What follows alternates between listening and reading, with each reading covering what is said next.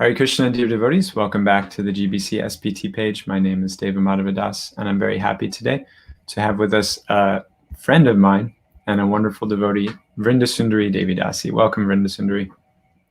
Hare Krishna. Hari Bol. Thank you for joining us. Vrinda-sundari is the temple president, co-temple president of sorts, along with her husband, at Denver, and Denver is personally one of my favorite vacation spots in Krishna Consciousness, aside from my home base here in Ypsilanti, Michigan. I always enjoy going to your community because there's a feeling of family.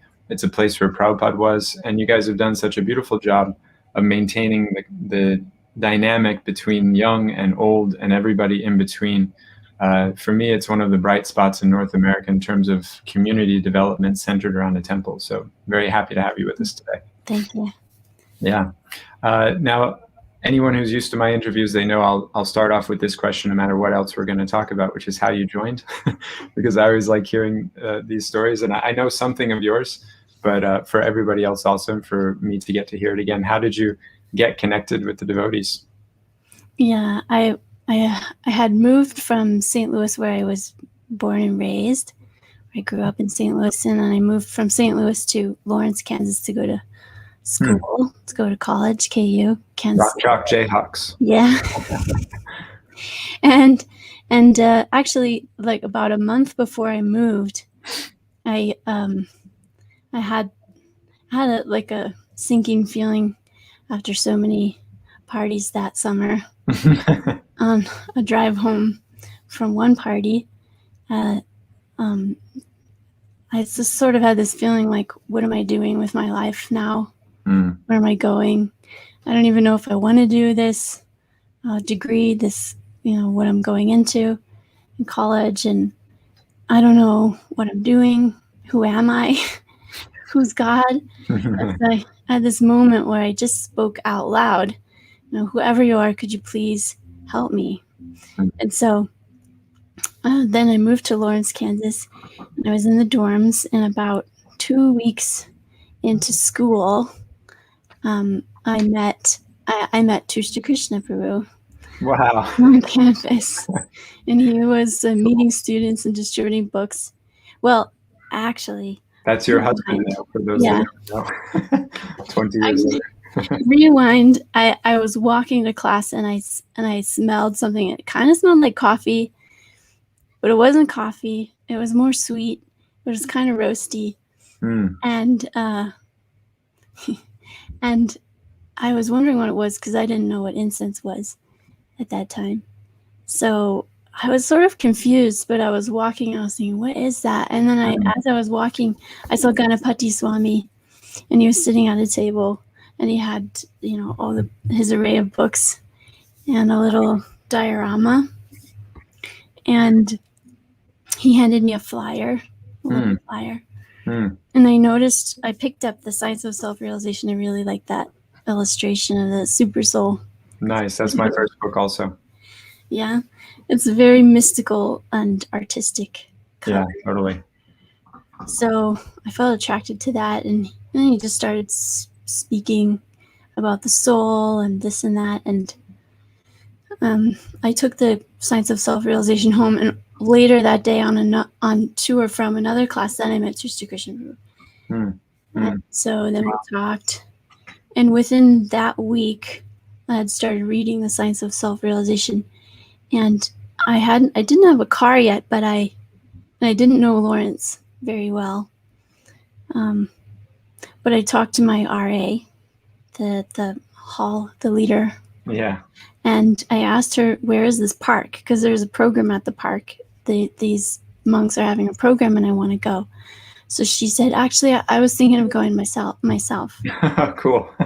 So she gave me a ride, and I met the devotees, and Ganapati Swami like kirtan, and he was speaking, and he actually was speaking about feeling high, and how everyone wants to feel high. And that was like my predicament that summer, was the duality of being high and going low. And how could it be that the only way I can be happy is if I have to use external things to make me happy internally. So that was it. That was the classic existential crisis. Enter Devotees, scene 2. Yeah. So I started reading Bhagavad Gita, and yeah, I mean, Prabhupada's words were like, it was like nothing I'd ever read before, and I almost didn't believe that I was reading what he was saying. It's different. It's like a different energy. It's just it was transcendental. Yeah. I hadn't come in contact with anything like that before. And I had like moments of like experiencing divinity in nature as a child and this and that. But to like experience divinity in words. And the certainty that Prabhupada writes with, that's what struck me. I was, philosophy and religion were what I studied in the name of political science. And I'd read everybody, but there was always this like underlying current of, we don't know, we're not sure, we're just throwing this out there. And reading Prabhupada, the clarity and certainty that he spoke with was it was like jarring to that degree. So you got the book, you met the devotees, but there you are, a freshman in college. So like now you're a temple president in Denver. Catch us up. Yeah. So yeah, stuff happened that helped me go deeper in Krishna consciousness. And then finally in the third year, I started chanting after, at a certain point, I started like seriously chanting japa and gradually eliminating aspects in my life that weren't aligned with the 4 regulative principles. And then on my third year of college, I decided I was actually in the first semester, but I decided to leave. And that was a very bold decision, which a lot of my friends and my family were really upset with. But at that point, my parents were paying for college, and I wasn't quite sure I wanted to go into architecture. That's what I was studying. And my dad was really upset because education is very important to him. But I told him, I promise I'll go back. Let me just get myself clear here, what I want to, who I am. So then I spent some time in the ashrams, and then that at some point, Tushta and I decided that we would commit to each other. That was a little dramatic. And then we ended up staying in Kansas with the devotees there at Bhaktivana. A little like farm community for those that may not be aware. It's just a few families on 40 acres, and it's very family mood, very informal and heartfelt, and very human, down to earth, well-rounded. So that was my upbringing. They were the ones I was associating with for the first few years, and then we ended up there to sort of ground in with the grass ashram. And then I went back to school there. You went back to school for interior design, right? Textile design. Textile, forgive me. Yeah. So then in 2009, Tushta got a call, and actually I think a few people called him. I think Parameshwari Prabhu called, Parameshwari Mata, and then Badrinaran Swami called, and Tushta said, I'm not doing that. He's like, I'm not going. The only way I'll even consider it is if Mother Nidra calls. That being come and be the temple president in Denver. Yeah. At first it was like, oh, we need help with Pujari service. Oh, could you be head Pujari? Maybe you could actually just come and preach. It was like, almost like they were using anything they could. That was like the condition of by hook or by crook, as Prabhupada said. our lack of succession in ISKCON. But anyway, Mother Nidra called, and then he said, okay, I better do it, because I said, and I told him, just do it. And by that time I had like finished college. I'd gotten a grant to study natural plant dyes, and so I had done that. And then it was like, okay, now what? And so then we moved. So yeah, and then I guess there's so many things I could say, but lots of in between. I just want to mention anybody who enjoys seeing Radha Govinda's darshans each day on Facebook like I do. A lot of those outfits are made by yourself, using your background in textiles and architecture and your visual prowess. You make a lot of the outfits on your own with the help of other devotees, which I think is a very sweet element, kind of lost from the early days of the movement. Yeah, it's such a wonderful way to express one's creativity direct to the deities. Yeah, we've done like one evening outfit. Most of them are evening outfits that we make by hand. We've done one evening outfit where we collected local plants for the dyes. Wow. And we so then you use plants. So that's what you studied. Yeah. You use that to make an outfit. Yeah. Beautiful. So now it was Tushta that got the call to come be temple president, but often when people think who's the temple president in Denver, it's yourself. So how did that kind of become your service alongside? Well, I mean, when we first got here, when he got the call, I was thinking, okay, this also means me. Like I'm going to, I'm supporting him. And both of us laughed too, because he's not a manager. Not even in the, I mean, everyone has their management styles, but we didn't see him as a manager. So we sort of laughed, and I knew that I'd help. So of course, at that time we didn't have children, so I just dived in, and it was difficult because in the very beginning there was a lot of pushback. It's difficult when devotees that have been in a temple or in a place for a long time, that when they have leadership changing often, it's very destabilizing and disturbing for them. So at that time, there was some discomfort with the devotees there, that who is this new person? And then who is this Bhaktin? Who's this girl? And Tushta was, he was around a lot longer than I was by then. So then I felt like I got a message from Krishna, saying, just step back, don't push yourself in. So I stepped back, and we decided let's have children now. It was a good timing. So then I had my first child in 2010. I was 28, and I focused on her, and then I had my second child 2 years later. So I really focused in with the children. But even during that, we were making evening outfits and helping at the temple. And at a certain point, I could see that Tushta was getting some heavy criticisms. So I was thinking, yeah, he isn't that organized. He's much more flow and relational than I am.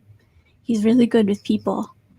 But when it comes to organizing, he's not, and structures things. So I said, okay, let me just step in and help with those things. So I did.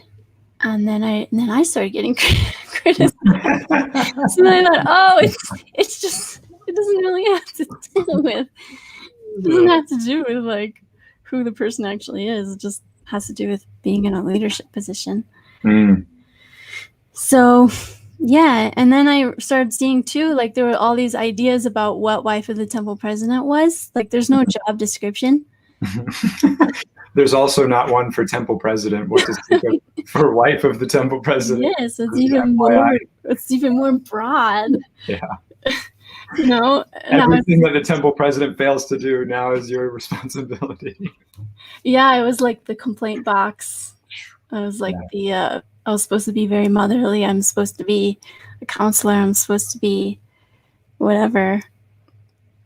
Who knows? I mean, all kinds of things. So at some point I thought, okay, I'm just going to create, like, we decided, like, let's just we'll just say we're co-directors. Let's just say that. Otherwise, yeah. I mean, sometimes it was like, yeah, how it goes is one person, I may say something, and then another person's like, you don't have any authority here. Okay, it's true. I don't have a job description. I don't have a role. official position. Mm. And then someone may not like what Tusha says, and they'll go to me. I was thinking, no more loopholes. We're just going to get this clear here.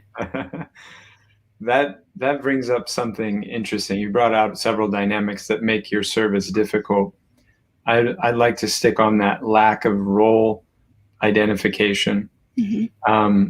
You just shared something locally about how you've tried to address that. Do you think there's something that the larger ISKCON body, even the GBC, could do to help create clarity around that? Because as I've said many times in our North American Temple President meetings, there's no job description for what I'm doing, which then leaves me open to everybody's idea and expectation about what I should and could do. And even myself, I would like to know exactly what it is I'm supposed to pay attention to and what I can leave or ask somebody else to do. So what do you see the larger community being, and especially our higher leadership, GBC, being able to do to make that easier for people like yourself? Well, I mean, there are job descriptions, and actually even in the ISKCON law, there is like in all the resolutions in the law book, there is a description for temple presidents and vice presidents, and I think even temple commanders in there.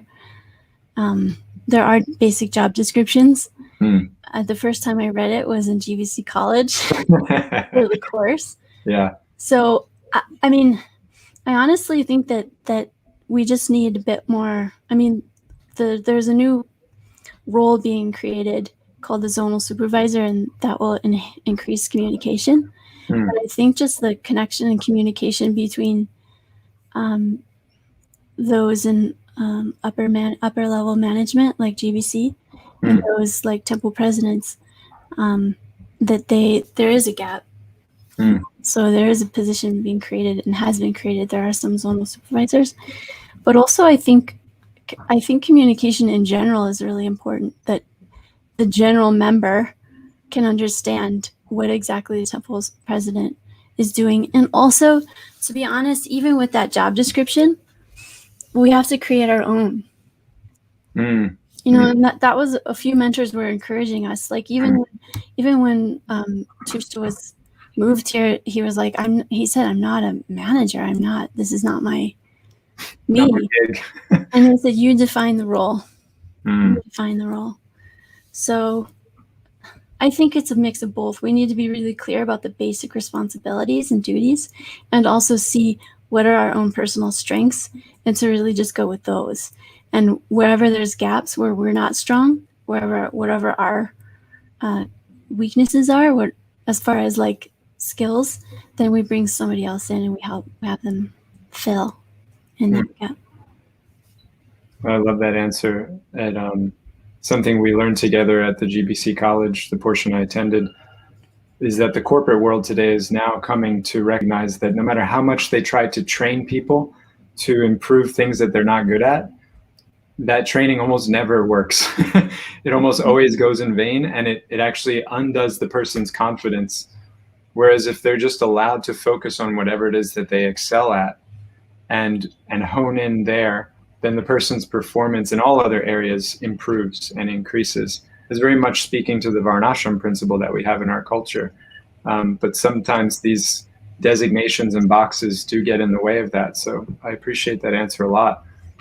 Also, you mentioned the temple commander idea, which just speaks to like it sounds like such an ancient position. It's like having a scribe or something. A temple commander was a position there for a time when 80-90% of the devotees that were part of the movement lived in the temple. That's true. And today it's mostly, as we all know, a grihasta-based community. So again, as you're saying, needing to define according to our own situation what our roles are to lead the people that are in our care. Yeah. There's a really nice organization named Gallup, and they study this. There's a book that they've written. They have a few, but they did studies about that, like you're saying, that most people, when they're actually, I think they said like 10 to 15% of people are actually happy in their current jobs, and 10 to 15% of people say that they're actually using what their real talents are in their job. Wow. So people aren't really engaged according to their strengths. And so they did studies to see that when we do focus on what people's strengths are and just let them really roll with those, move forward with those, then they become very successful than they would if they're like trying to, fix this thing about them or enhance this or improve this thing that they're really not actually skilled in naturally. As a temple president and a manager, you've got deity service to get done. You've got prasadam to get out. You've got a temple to keep clean. You've got finances to maintain. There are specific things you need done. How do you navigate that tension sometimes? So I've experienced it myself, and I don't have such a big facility to have to maintain. How do you navigate that tension between what people want to do, what people like to do, or we could say what people need to do to get, to keep things, the ship afloat, so to speak? Yeah. Well, that's why young people are really important, because many young people are really just looking for who they are. And it's a lot of, it is trial and error. Yeah, totally. They try one thing and they're like, oh, I don't really like this. And they try another thing. So the youthful people, the young people that have come into the temple here, and they've brought a lot of fresh energy and also enthusiasm to just try different things and do different things. So that's one thing. And then also as like being in a leadership role, we have to really understand what it's like to wash the pots for 2 hours, or like clean up after Sunday feast or organize the serve out, and what it's really like to cook the Rajbhog. So I think it's important to start at ground level. Like, when we first got here, I remember something happened where we had to cook Rajbhog like 5 days a week. Wow. So I was in my first trimester pregnant. So I was getting, nausea with smells and stuff.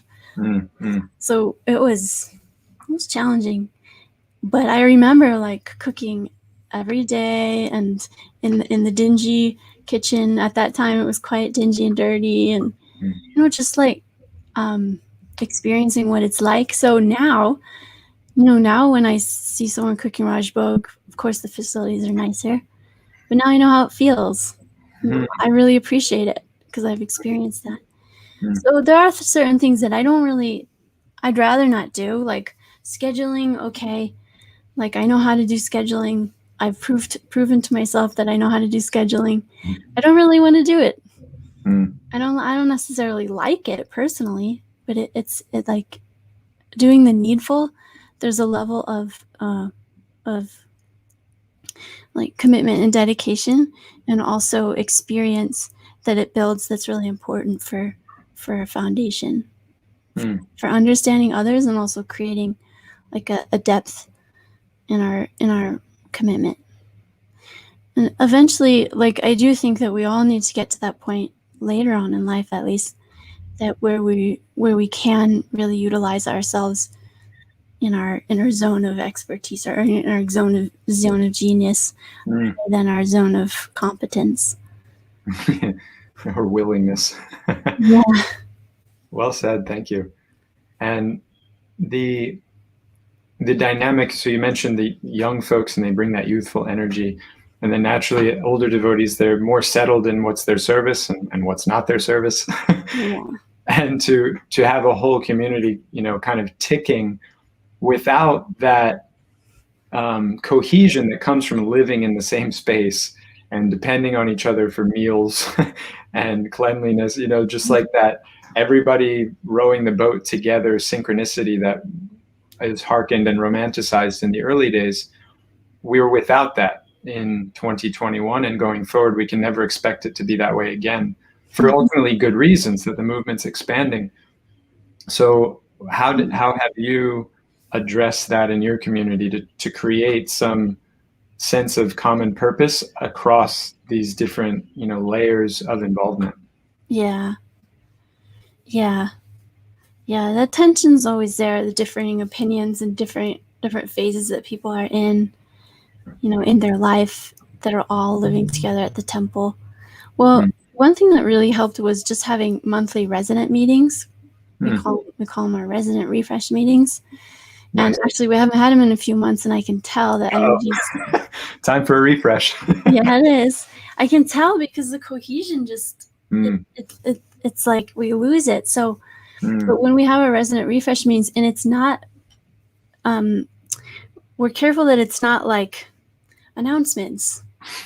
Yeah, here's the new schedule.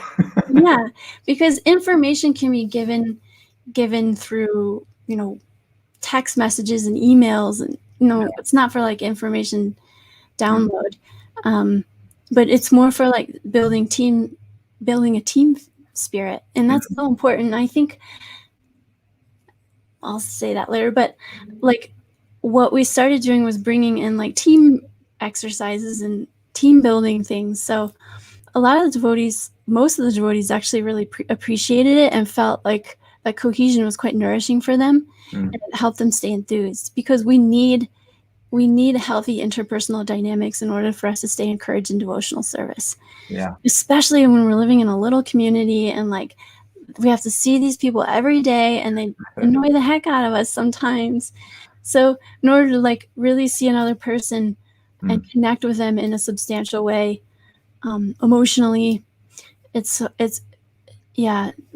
really important. So we've been doing team building exercises, and that really helps. And being clear, like what our purpose is, why are we here? Even doing team exercises around like, why am I here? Right. Not taking for granted and helping people to reconnect with their own wanting to be there, their own sense of purpose in the movement. Yeah, because we forget, Yeah, totally. Yeah, in the midst of the last 3 people that annoyed us, and the person that got their service in our lap 20 minutes before it needed to be done, and totally. Yeah. Now that brings me to something, because I really admire you as someone I can talk about the secular world with in a Krishna conscious way, which is an art. Several times you've referenced already things that are not from the Bhagavatam, so to speak, and yet they're nourishing and helpful for your service, for yourself, for the people that you're connected with. So talk something about that, because I think it is a hallmark of our generation and those going forward, that there's more comfort and willingness to engage with the others, the outside world, than the previous generations. And of course, the previous generations have their concern and their criticism even about that. So how have you brought those things in your life? Any dangers that you've seen? What are the benefits? Why do you do it? Because I'm outing you that you're somebody that isn't worried or scared, so to speak, to enter into that realm. Yeah. Well, I mean, I saw for myself that at a certain point, I needed to become more human, and that in my quest for becoming spiritual, which was an important quest in the beginning, that sort of like rocket ship, like, let's go, I want to be spiritual and forget all this other stuff. Yeah. It's necessary to get to like really spark the momentum. It's like quarantine. We all saw the value of that some degree or another the last year. It's like quarantine. Yeah. Yeah, we have to do that to really, establish a foundation for ourselves to like make that transition. We have to guard it. We have to guard ourselves, and so that's natural. And at a certain point, then we need to grow to the next level.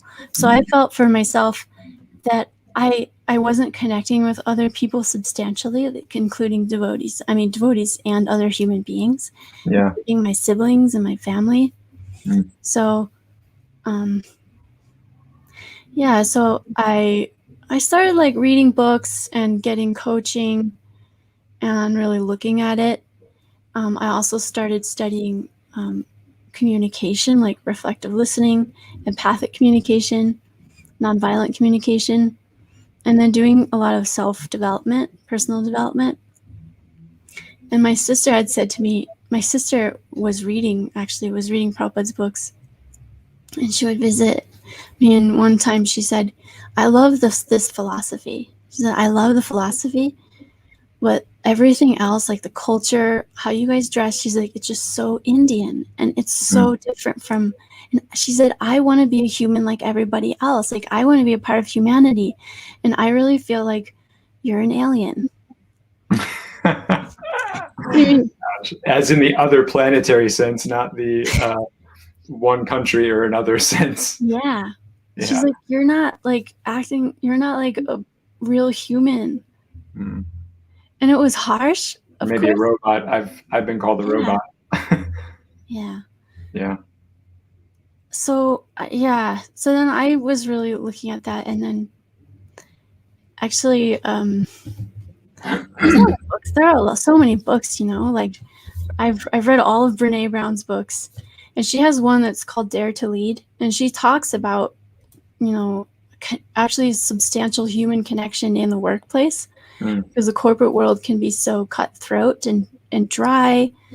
And like, we go to work, we do something at work, then we go home, you know, and it's just very like decompartmentalized, and we're not seeing like a natural relational overlap in all of our areas, spiritual life, family life, work life. So it's just very, and I've heard devotees say sometimes they feel like they have like split personalities because they have to go to work and be a certain way, go home. So yeah, I actually, Brene Brown, I read a lot of books, and I could see like this is really important. I also reflected a lot on my upbringing. I was raised in a Catholic like parish, so they had like, you know, they have the church, they had a school, and they had like so many community events, and we were really involved in the parish. My parents were, and I could see like it's just nourishing having community. And so so I just started like studying about community and personal development and human connection, and Brene Brown really talks about that quite a bit. So yeah. You're somebody that, for me, the kind of like narrative we have in our own movement is that most of the people who join, especially from the West, are just kind of like hapless hippies that have nothing better to do, and they meet the devotees and then they go from there. And it's not the case with yourself, and it's so clear. You come from a well-to-do family, you were getting educated. We're going to talk in a few minutes about how you're following through on your architectural prowess by literally building a brand new building for Krishna Bhakti. But I want to ask you now, what keeps you in ISKCON? Because it's not an easy organization to be a part of from the external side. And as we've already touched on, a lot of the tensions and as we're maturing as a movement, the service of temple president, especially as a woman, is a very hard one. So what keeps you a part of this community? And, you know, you're giving your life to this service. Why? Yeah, that's a good question. Especially as a woman, definitely. Yeah, as a woman, I've experienced, I've actually experienced more discrimination in the Krishna Consciousness Society of Devotees than outside of it. Yeah, I believe that. I think that women, actually, Deva Vrind-sundari, he said to me once, he said, women criticize women. He was saying women get criticized more, and women get criticized both by women and men. It's not quite the case with men. Yeah, it's true. So I think for me, actually, like when we first moved here, I felt sad that that Prabhupada's temples weren't thriving. You know, he put a lot of, how do I say this? He put his heart and soul in everything. Yeah. Like full presence, full heart. And he wanted to see his temples to be like sanctified atmospheres and sanctuaries for people to actually walk in and feel safe and feel like the spiritual energy. And I believe that they are. Radha Govinda, are here. They're the presiding lordships of Denver, Colorado, and all. And it's true. It's reality. At the same time, it was just disappointing for me to see the condition that the temple was in. As far as like just the energy, like bare bones crew, like getting stuff done, and like why aren't they full? And why aren't they thriving? And why aren't they energized and dynamic and fresh and alive? So just that aliveness. So I felt called, like I actually felt called to do something about it. And there are many austerities, of course. I think for women, a lot of it's psychological austerities, being in ISKCON. And I'm willing to undergo austerities in order to just be Prabhupada's servant and make his temples, which he wanted to be gathering places, like potent and pure gathering places for the devotees to have Sangha together. So I just feel called to serve in that way. And yeah, there's definitely austerities in doing that. Very sweet. So that's a nice time to transition, because you are you've undertaken a project, and I get excited thinking about it myself. I'm pretty sure that it's safe to make the claim it's the only building in the West constructed to attract locals to Krishna consciousness, that was built from the ground up and designed by devotees for that purpose. We have many temples that have been built new, but they're often designed in a kind of Indian way, and they have the pagodas on top, even if they're made of plastic. Still that, homage to that image is given, which is a cultural thing, as you said, mostly for Indians, and nothing that a Westerner sees and says, yeah, that's my spot. So this is a really unique thing you're doing in Denver with what's you're calling a project, a Harmonist Sanctuary. And I wanted you to kind of walk us through that a little bit, share with us the vision for it. It's right down the street from the temple. So I'm imagining there's a kind of symbiosis there that you and the rest of the team is envisioning. Yeah. Thank you. You have a way of framing things very beautifully. Actually, we had at one point we had something called Dharma Den, and it was happening at the house, which is just across the street from the temple that the temple owns. And it was such a nice program where there were quite a few young people coming, and Kirtan and Prasad's short talk. It's that simple. The vibe was really good, and the devotees held a wonderful space, young devotees, so they were attracting young people. But the neighbors really complained a lot, and to this day we still have these same neighbors. But they complained so much we had to stop. And so then, one of my mentors said, really try to make the temple a cultural center. Make it like a cultural center where you can do outreach. And it's just like, I was meditating on that and thinking, okay, maybe we can do this. But, with like the older devotees there and the deity worship, like the deity worship standards, like pretty high. It's like medium high. We're not quite at the level of New Raman Reti or New Dwarka, but we're like, close. And it's just like, there's no denying it. Like the deity worship is the most important thing that's happening at this temple. And for Westerners, deity worship is so foreign to them. Yeah. Very foreign. Like I don't know if there's any religion or faith that emphasizes like worshiping actual forms to the degree and extent that ISKCON does. So it's very different. And even I remember having a difficult time understanding it. Like I remember someone actually showed me his Shalagram Shila or his Govardhan Shila. Like that was for like the very first time I'd ever seen a deity. And I was like, I actually started laughing because he had like eyes. And I was thinking, you put eyes on a stone? Yeah. So I remember what it's like coming back. Your pet rock is God. So it's very different. And when we actually, one of our courses in GBC College was studying Dr. Rodney Stark's research on how religious movements succeed or fail. And one of the, he gives 9 principles on how they succeed. And one of them is cultural continuity. Mm-hmm. So if you're going in and you're wanting to, like share religion with another culture, there has to be some cultural continuity. Mm-hmm. So it's very different.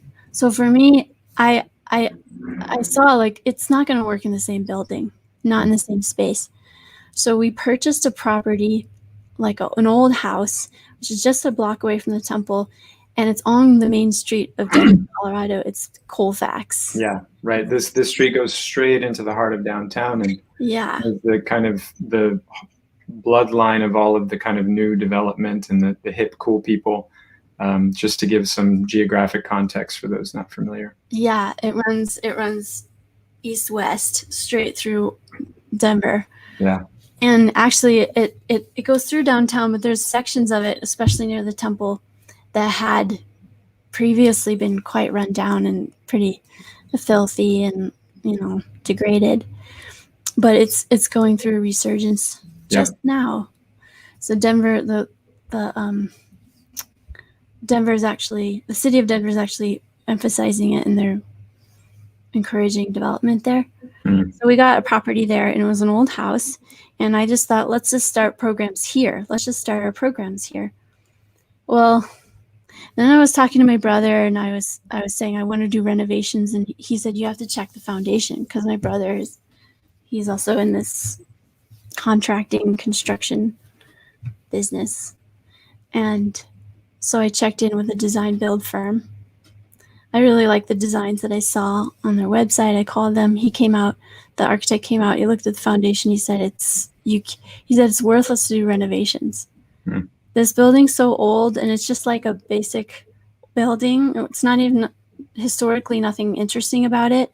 You're better off demolishing it and building something fresh. Wow. And he said it'll probably cost you less. Yeah. Well, he was wrong. It'll probably make me more for you to do that. I think he genuinely thought that, because even our realtor was like, oh, he's right. It's true. It's better just to demolish and rebuild. Mm. So I thought, okay, let's just go for it. Let's build something like just for this. Yes. Outreach. Yes. And how unique, because that's what we're dealing with now in our community. Also, we have this old house. It's 5 bedrooms. It's nice. It's pretty. And the devotees get along with it, and we, kind of accept it for what it is. But it's far from an ideal, even as nice as we've tried to make it. It will never bring 30, 40, new faces in at the same time. It's just too uncomfortable. It's too much a devotee place. It's too much a religious center. The energy around it to be able to create that kind of momentum. Yeah. Yeah. I mean, at that point, I started thinking big. I wasn't really thinking big before then. I was just thinking we need a different venue. It was perfect on Colfax. Colfax is a main street. We wouldn't have to worry about noise, because Colfax itself is so noisy that even if we were doing kirtan, no one would care. It's next to a pot shop. Yeah, no neighbors that are going to complain. Yeah. So I thought this is perfect. But then I started thinking big, like, oh, we could just go for it. We could really go for this. Yeah. And we started out really big, like 3 floors.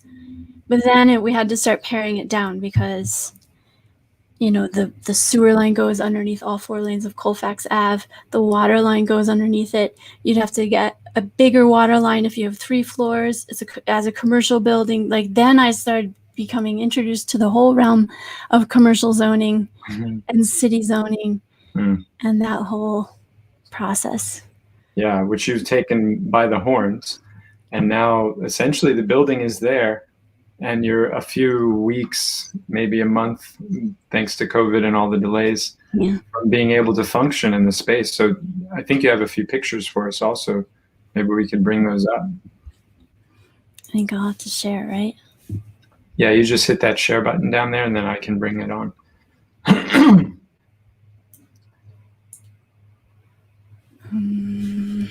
While you're doing that, how did you come to the name Harmonist Sanctuary? There's a lot in a name, and of course, as the community director of the Harmony Collective, I appreciate your yeah, it's close to yours. I don't know if this is working. Somehow my computer says it doesn't want to do that. Okay. Well, devotees don't have to keep their eye out. You can go onto the web. You can actually follow us on Facebook or Instagram. Maybe I can just go to my Facebook, but you go ahead and share how you came to the name, and I'll. Okay. Well, so what I saw, like for myself, going back to just having this point in my life, in my devotional life, where I wanted to really harmonize all aspects of myself, like becoming more harmonized with my emotional, mental body, my physical body, and my spiritual body, all three aspects of the self, and to harmonize those for me. And I could see that it was important for others. It's important for other devotees to do it. And I could see it's important for everyone to do it. If some people, they want to add spiritual life. Some people, they want to start out with yoga for the physical part, and then they realize that they have a spiritual aspect of themselves too. So I started to see for myself that I wanted to harmonize. So actually, Hariparsha Prabhu, he talks about how Krishna is the ultimate harmonist. He's the harmonizer. So harmonist isn't really technically a word, but also Bhaktisiddhanta Saraswati Thakur, he coined this term, right? He had it publishing called The Harmonist. Right. So I really like that. And I decided let's call it the Harmonist Sanctuary. So sanctuary, it still indicates that it's a sacred space. However, it's a non-religious word. Yeah, right. Non-sectarian. Here's this. What are we looking at here now? That's the sanctuary room. So it's about the whole building is about 3,000 square feet. So it's got different rooms, and this is the highlight of the building. The temple room in our ISKCON parlance. Yeah, pretty much. Yeah. And so the architect, he was inspired with the vision, and he did like research on sacred geometry, and he said this is a Vesica Pisces shape. So it's when two circles come together and overlap, it's that center space. So he created that room in that shape. It's a tall room. And yeah, it looks like a boat too. Like an ark. Yeah, to carry. So I was telling him, I want people to come into the space and feel like they've transcended, like they're not on Colfax Ave anymore. Colfax Ave is, it's like, I was saying, it's been run down and sort of intense. So to really come off of Colfax Ave into a peaceful space. But I didn't want it to be posh either. Like I want it to be kind of rootsy and earthy. Yeah. And still clean and artistic and interesting. So I really feel like the architect did a great job. Yeah, absolutely. You caught the beauty of earth without it being pretentious. Yeah. And there are a few things like I was asking him, could we have rammed earth? Could we do like different things? And he worked with us. But we ended up like in the sanctuary now we have these traditional lime plaster walls, which are like in the same genre of like, eco earth kind of style. Yeah, right. It's something from traditional wisdom cultures, not from Home Depot. Yeah, exactly. Yeah, I mean, this stuff is cool. I mean, the artisan was talking to us. He has this really thick Scottish accent, and he was explaining it's the lime is actually very alkaline, and so when they have this process at the end where it seals the surface, where they spray olive oil soap, like a mixture, and they spray it onto the surface. And what happens is it calcifies, like the lime starts to calcify. So he takes a pebble, it's a pebble polished surface. So the pebble actually, he polishes it, and it creates this watertight, like sort of waterproof surface. And it's because it's very alkaline, it resists mold, and it absorbs carbon dioxide, and it has a high light refraction, high rate of light refraction, so it sort of glows in the light. That's really awesome. Super eco-friendly, and I don't think it's very well known. Sounds like one of Krishna's palaces in Dwarka.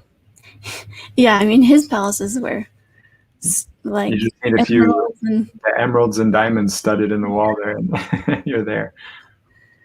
Yeah. We could keep going, I know, because you have a lot to say, and I hope we can bring you back.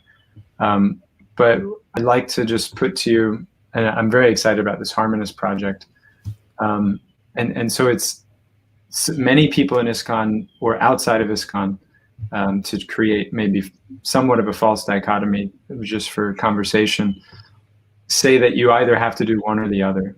You know, you're in the institution and you're a temple president, or you have to go do your own thing because nobody wants to join a religious institution anymore. And ISKCON is 30 years, 40 years behind where it needs to be today in terms of culturally addressing the concerns of the people today, especially outside of India. So you're doing both. And what would you say to those that could be inspired to do the same, those that could be moved to serve on both battlefronts, so to speak? And what's the value of that? Yeah. I think it's, well, yeah, the way ISKCON is right now, it does for many feel like a stuffy institution where it's kind of stiff. And I think for me, I just had to really like find what I needed to do for myself, and just sort of, be sensitive too with how things are, the environment in the devotee community, in the organization of ISKCON. At the same time, I really had to just find my way, and sort of and ignore like whatever comes from the peanut gallery on either side. On either side. Totally. Because I think for all of us, if we really want to serve to our optimum, we have to find our way. Like there's Prabhupada's mission, and he gives very clearly what the 7 purposes of ISKCON are. He's very clear, he's very defined, and I resonate with all those. And what is my individual purpose and mission within Prabhupada's mission? So so what I'm doing is my own project. It's also, for me, aligned with Prabhupada's 7 purposes of ISKCON. It's Prabhupada's mission. The flavor, the mood, the style is different. It's unique. It's personalized. I really feel like we all have to find our own. And for some of us, we may feel like fine and comfortable, and even like we're thriving in a more institutional setting. And for some of us, we don't. And for me, like I need to do this project. I need to express myself in different ways. Like for me, just to do management at the temple, it's not fulfilling. I know that I have a greater capacity to serve beyond that. And so I am. And it's the same thing as like being at home. Like I homeschool both of my children. I take care of the children. I take care of the house. It's our home base. It's our like nourishing grounds. It's like where we ground in and get nourished. And if I were there all day, every day, if that were my main thing, I wouldn't be satisfied, because I know I have capacity beyond those bounds. So I know I have capacity even beyond the bounds of the formal institution and the organization. So this is my expression of my personal mission in Prabhupada's mission. Amen. We didn't even really get to talk about how you navigate being a mom and a wife on top of these other roles, which I think is probably a very valuable angle to go, and maybe that's something for the next conversation. I really appreciate Vrindasundari you coming today. And I noticed we held a very steady viewing audience, so I think a lot of people were excited and interested to hear what you had to share. And I always enjoy speaking, so I hope to get to bring you back again soon. Anything you'd like to send us off with? Thank you, Jim. I really appreciate. I really appreciate being with you, talking with you, and everything that you're doing there in Ypsilanti too, with their vision and dedication. Yeah, I think I thank you. I don't know what should I say for a send off. Like, I think everyone needs to find their passion. I mean, not motive passion, but find their purpose. Yeah. And really run with it and understand our strengths and be well-rounded, and get resources, get gold from other places and bring it in, and then contribute. That's my main thing. Like, I really feel like I want to show up in ISKCON to contribute and not just to be a consumer. Like, I want to show up and contribute and then overflow beyond that. Beautiful place to end. We have one appreciation from Vijay. What a wonderful devotee and an inspirational story. A really good example of being yourself within an institution. Yes. Vrindasundari is a wonderful individual within our wonderful institution of ISKCON. And I'm very glad to call her a friend and a peer in our service. And so we look forward to having her back again for another conversation soon. Thank you, Vrinda, for coming. Thank you, everyone, for watching. And please stay tuned to the SPT page. We try as far as possible to highlight the wonderful services and inspirations of devotees like Vrindasundari. So please watch the page to be able to hear more from devotees like herself. Hare Krishna. Hare Krishna.